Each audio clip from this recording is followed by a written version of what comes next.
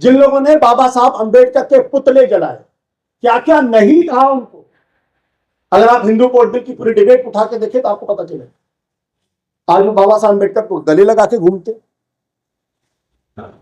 सरदार पटेल ने इनके बारे में क्या क्या क्या नहीं। सरदार पटेल ने दिसंबर 1949 में चेन्नई के अपनी सभा में साफ तौर पे कहा कि ये जो जिस हिंदू राष्ट्र की बात करते हैं, दरअसल ये हिंदू राष्ट्र देश के लिए एक बड़ा खतरा है। और उन्होंने कहा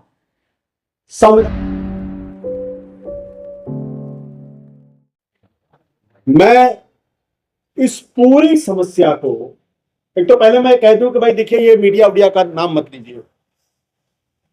उसकी मृत्यु हो गई है, अब उसकी लाश को उठाया जाए। कोई मीडिया अब इस देश के अंदर एग्जिस्ट करता ही नहीं। हकीकत ये, कुछ लोग हैं जो अपना ढोल पीट रहे हैं और उस ढोल का भी आवाज बहुत दूर तक जा रही है। तो मीडिया की डेथ हो चुकी है, अब सिर्फ लाशें ढोई जा रही हैं, उसके नाम पर लोगों को बेवकूफ बनाने का एक धंधा चल रहा है। दूसरी बात यह हमें समझना चाहिए कि यह सिर्फ क्या मीडिया का संकट, अगर जिसके बारे में बार बार बात करते हैं, क्या सिर्फ यही है, तो शायद हम इस समस्या को समझ ही नहीं पा रहे। शायद हम इसका, जब तक आप इस समस्या को समझेंगे नहीं, जब तक आप मर्ज को नहीं समझेंगे, तब तक इलाज कैसे करेंगे। हकीकत यह है कि मीडिया में जो कुछ भी दिखाई पड़ रहा है, जो कुछ भी आपके सामने है, वो बहुत तेजी के साथ बढ़ते हुए कैंसर का सिर्फ एक रिफ्लेक्शन। अब ये हमें बैठ के सोचना है कि कैंसर 4th स्टेज में पहुंच गया, टर्मिनल स्टेज में पहुंच गया, या नहीं पहुंचना। 1st 2nd स्टेज से तो बाहर निकल चुका है।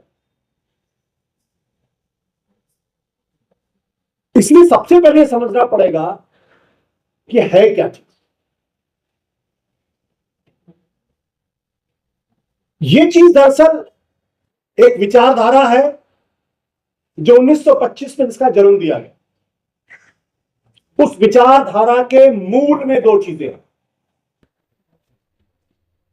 भयंकर तरीके से इंफीरियरिटी कॉम्प्लेक्स, भयानक, और दूसरा नफरत। लेकिन उनकी एक चीज की तारीफ करनी पड़ेगी, गजब का पेशी है और सब्र तो गजब का।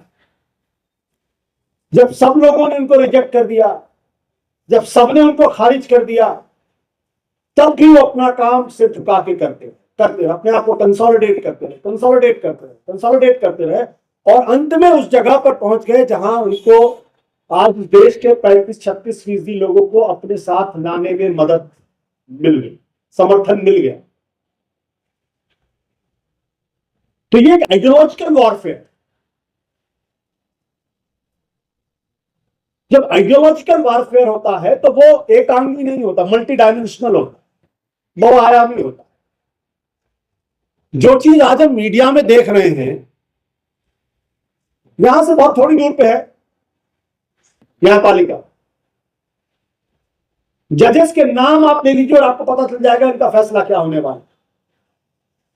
बहुत सारे ऐसे लोग हैं जिनकी रीढ़ की हड्डी गायब हो चुकी है, और कुछ ऐसे लोग हैं जो कन्विंस्ड हैं यही होना चाहिए।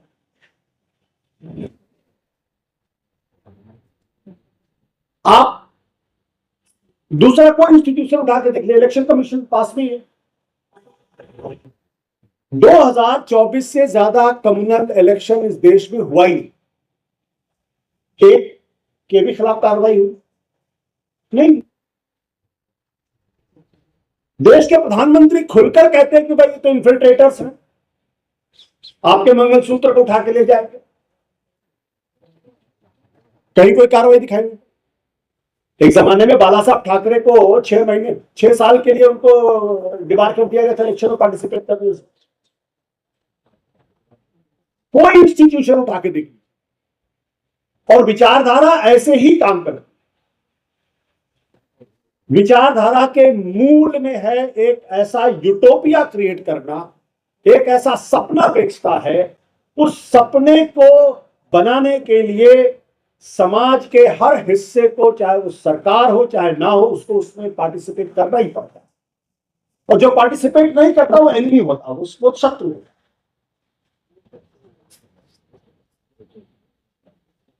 तो अगर मीडिया उस सपने के बनाने में हिस्सेदारी नहीं करेगा तो मीडिया का असर खत्म हो जाएगा।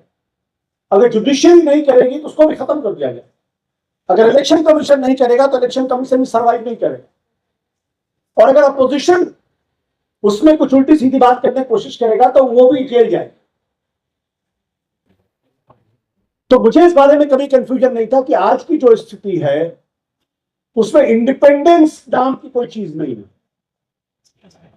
या तो आप विचारधारा के साथ हैं या विचारधारा के खिलाफ। अगर आप विचारधारा के साथ हैं तो सर्वाइव करेंगे, अगर विचारधारा के खिलाफ हैं तो आप शत्रु हैं और आपका एनाइलेशन होना जरूरी है, आपका सर कटना जरूरी है। तो आज कटे, 10 दिन बाद कटे, 25 दिन बाद कटे। आज जिस हम इस्लामोफोबिया की बात कर रहे हैं, क्या इसे मुसलमानों का सवाल है क्या? मेरे जैसे हिंदुओं का भी ये सवाल। लोकतंत्र रहेगा तो हम जिंदा रहेंगे, लोकतंत्र नहीं रहेगा तो हम जिंदा नहीं, मुर्दा हो जाएंगे।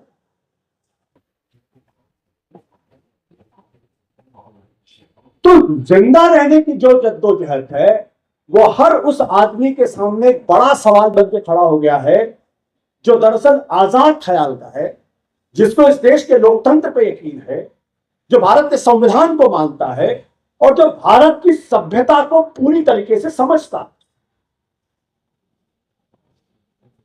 और ये सवाल सिर्फ लोकतंत्र या संविधान बचाने का नहीं है।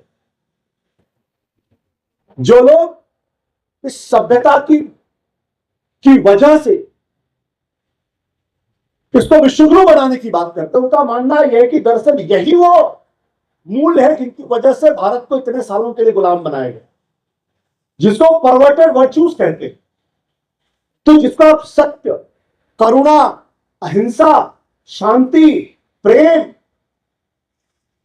टॉलरेंस, सहिष्णुता जिसको आप बोलते हैं और जिस पर आप गर्व महसूस करते हैं कि देखिए हमारा धर्म कितना उदात्त धर्म, उनको इसकी उदात्तता पर प्रश्न चिन्ह, ये इसकी उदात्तता को बदलना चाहते हैं। उनको चाहिए एक क्रूर किस्म का, रूथलेस किस्म,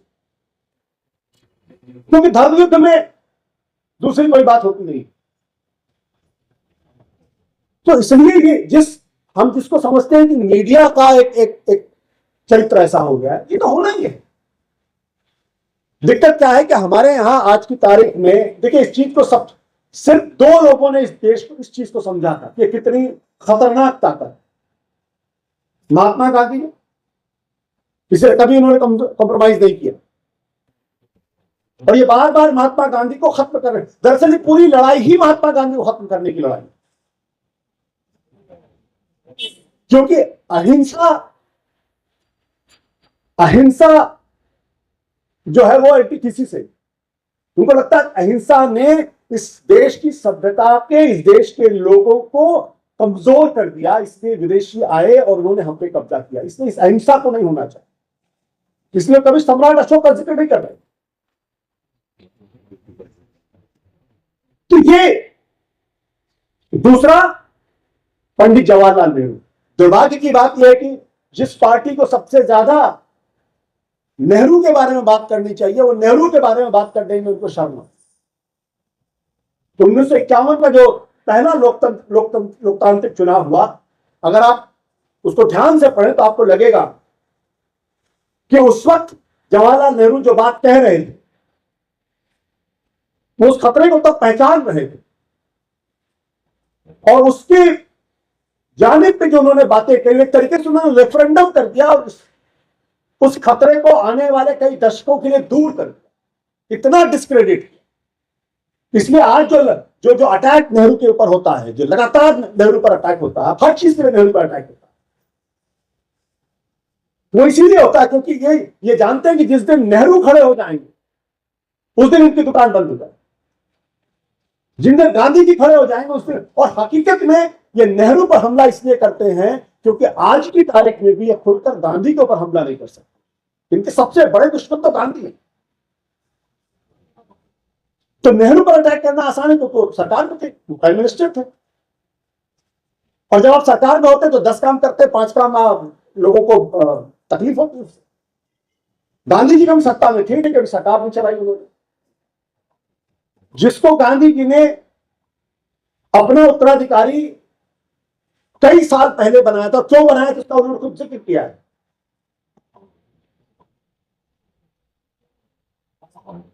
तो पहले वो नेहरू को खत्म करेंगे, उसके बाद गांधी। ये तो कहते थे गांधी वध। 1962-63 में आके इनको लगा कि नहीं, ये हमको एंडोर्समेंट चाहिए, हमको क्रेडिबिलिटी चाहिए, तो गांधी को उन्होंने अपनाना शुरू किया। जिन लोगों ने बाबा साहब अंबेडकर के पुतले जलाए, क्या क्या नहीं कहा उनको। अगर आप हिंदू कोड बिल की पूरी डिबेट उठा के देखें तो आपको पता चलेगा। आज वो बाबा साहब अंबेडकर को गले लगा के घूमते। सरदार पटेल ने इनके बारे में क्या क्या नहीं। सरदार पटेल ने दिसंबर 1949 में चेन्नई के अपनी सभा में साफ तौर पे कहा कि ये जो जिस हिंदू राष्ट्र की बात करते हैं, दरअसल ये हिंदू राष्ट्र देश के लिए बड़ा खतरा है। और उन्होंने कहा संविधान मानना पड़ेगा, झंडे को तिरंगा तिरंगा सलाम करना पड़ेगा, और कहते तुम कहते हो हम तुम पर यकीन करें, कहते कुछ हो करते कुछ हो, ये खेल तुमको खेलने नहीं देंगे। सरदार पटेल ने। तो ये पूरी कोशिश है कि इतिहास में नेहरू को अलग थलग कर दो। एक बार अगर आपने नेहरू को खत्म कर दिया तो उसके बाद गांधी पर अटैक करना, गांधी को खत्म करना आसान हो जाए। ये उस दिशा में जा।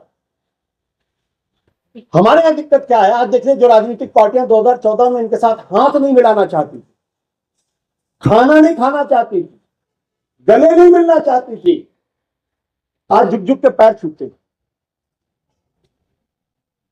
तो वो एक बहुत ही संगठित तरीके से अपनी विचारधारा को आगे बढ़ा रहे। जब तक उस विचारधारा के बरक्स एक पैरेलल विचारधारा उतनी ही मजबूती के साथ, उतनी ही प्रतिक्रिया के साथ जवाब नहीं देती है, तब तक इस लड़ाई को लड़ना आसान नहीं। ये सिर्फ मुसलमानों का सवाल नहीं, ये आशुतोष का भी सवाल है, ये भाषा जी का भी सवाल है, ये राम पुनियारी जी का भी सवाल है, अशोक पांडे जी का भी सवाल। और ये सवाल इसलिए है क्योंकि मेजॉरिटी के अंदर एक माइनॉरिटी है। अपनी उस माइनॉरिटी माइंडसेट को पूरी मेजॉरिटी के ऊपर थोपना चाहिए। Suffering from a complex. ये जो कॉम्प्लेक्स है, तो जब तक दलित खुलकर सामने नहीं आएगा, जब तक उसको यह नहीं लगेगा कि बाबा साहब अंबेडकर की पूरी विरासत को खत्म करना चाहते हैं, और उनकी विरासत को खत्म करने का मतलब यह है कि जो हजारों साल तक जो गैर बराबरी का जो सिलसिला था, उसको खत्म करके आपको पुनः उसी गैर बराबरी में लाके खड़ा है। जब तक इस देश का दलित इस बात को नहीं समझे। दुर्भाग्य की बात है, ऐसे नेता हैं जो हर पार्टी में फिट हो जाते, क्योंकि सब जगह उनको सत्ता चाहिए। जब तक इस देश का पिछड़ा नहीं समझेगा इस बात, और जब तक पिछड़े दलित और माइनॉरिटीज के लोगों के अंदर एक सहमति नहीं बनती, तब तक आप इसका मुकाबला नहीं कर सकते। इसलिए हमको बहुत लंबी लड़ाई पे तैयार रहना चाहिए, और किसी भी कुर्बानी के लिए तैयार है, किसी भी बलिदान के लिए तैयार है। ये इतनी आसान लड़ाई नहीं है, वो बहुत प्लान करके चलते हैं। वहां से हम आज के बारे में सोचते हैं, वो 25 साल बाद की प्लानिंग करके चलते हैं। ये जो 25 साल बाद की प्लानिंग है, कब क्या करना है, कैसे करना है, कौन सी गोटी फिट करनी है, कौन से नैरेटिव को खड़ा करना है, वो उन सब चीजों को लेके चलते हैं। हमारे यहां वो एकता नहीं, हमारे यहां उस पर अभी कोई सोच नहीं। इसलिए सिर्फ मीडिया का प्रश्न नहीं है, और दुर्भाग्य की बात यह कि हम सब लोग उसी मीडिया का हिस्सा हैं। और अंतिम में इतनी सी बात कहूंगा, 2014 के पहले जो सरकार की पक्षकारी करते थे उनको दलाल कहा जाता, आज जो सरकार के साथ खड़ा हुआ उसको पत्रकार कहा जाता। बहुत खबरों में बने रहने के लिए फोरम 4 को सब्सक्राइब करें और नोटिफिकेशन पाने के लिए बेल आइकन दबाएं।